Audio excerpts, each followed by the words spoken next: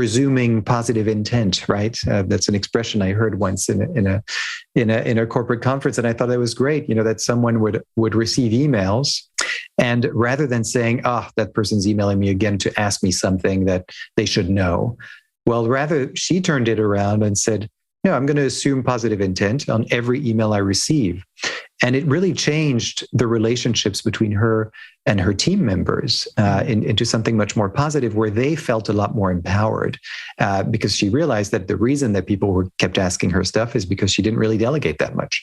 And so people didn't really feel empowered to come up with answers themselves, but it has to start with you. That's the thing. We often think, it's my leader's problem. It's my mother's problem. It's my brother's problem. It's this person's problem, my partner, whatever. And we don't realize that actually there's something we can do.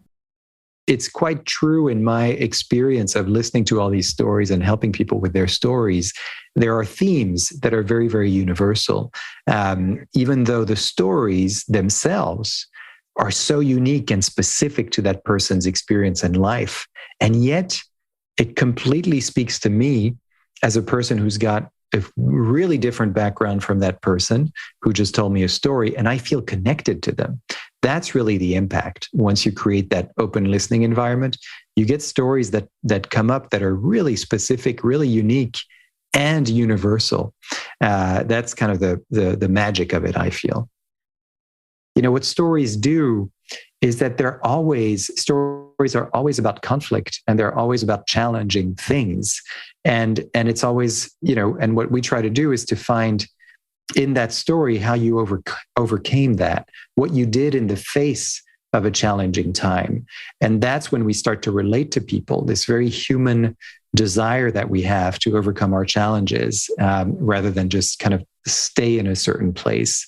And that really opened people up, and it made them have a much more fruitful dialogue than if they just said, look, these are our values, we have to follow our values, and we should be fine if we keep doing that. I don't understand why we need to have a special thing for a group of employees at this moment. Let's just follow our values.